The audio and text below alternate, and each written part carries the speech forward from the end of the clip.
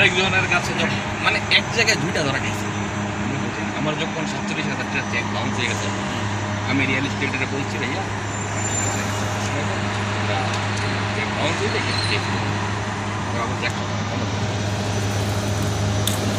আমার টাকা দিয়ে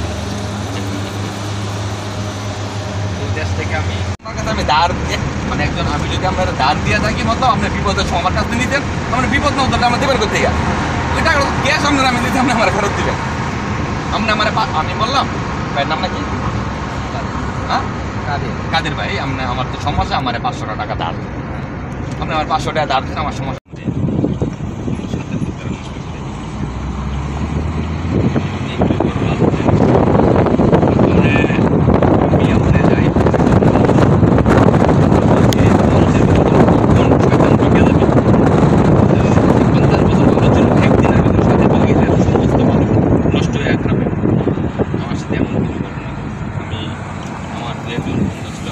যারা একসাথে থাকছি 10-12 বছর তার মানে কোনো ধরনের কোনো অনৈতিক দেখি নাই।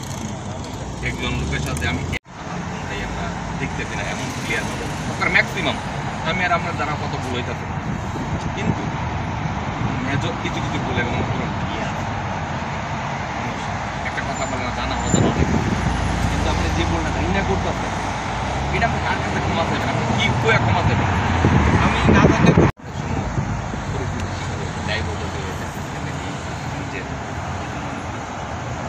যারা অনেকে বিষয় লাগাইছে সুযোগ দিচ্ছে, অনেকে হয়তো কোনো না কোনো পরিস্থিতির জন্য করতে পারে না। আর আমাদের যে বাংলাদেশি যারা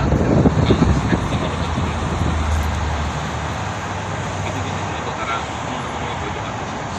যারা অনেকে হয়েছে প্রায় যেমন ইমারত আইডির জন্য অ্যাপ্লিকেশন করবে 370 টাকা আর 20 টাকা ছাড়, ঠিক আছে? যেমন আমরা প্রত্যেকটা অ্যাপ্লিকেশন যতগুলি স্টেপ পার করবো প্রত্যেকটা অ্যাপ্লিকেশন 100 টাকা একটা চার্জ। আমরা ভিসা, ইমারত আইডি, মেডিকেল সবগুলি একসাথে অ্যাপ্লিকেশন করতে পারবেন। ভিসার একটা অ্যাপ্লিকেশন, ইমারতের একটা অ্যাপ্লিকেশন, মেডিকেলের একটা অ্যাপ্লিকেশন, লেবারের একটা অ্যাপ্লিকেশন, 4টে অ্যাপ্লিকেশনের জন্য 400 টাকা বেশি দেবে। তো সরকার কিন্তু মারাই দিয়েছে সব কিছু।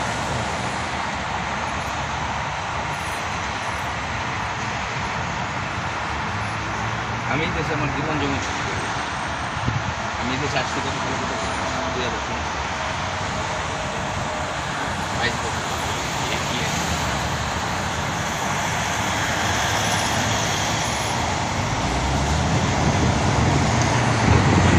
এমন সময় গেছে বছর 2-3 বার গেছে, কিন্তু লাস্ট 1.5 বছর গেছে মানে পরিস্থিতি অনেক সমস্যা করে। তো আল্লাহ যদি রহমত